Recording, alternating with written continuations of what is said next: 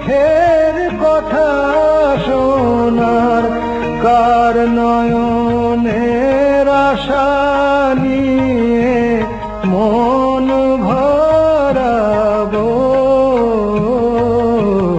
কারে আমি এ ব্যথা জানাবো। মরমিয়া তুমি চলে গেলে দরদি আমার কোথা পাবো, কারে আমি এ ব্যথা জানাবো।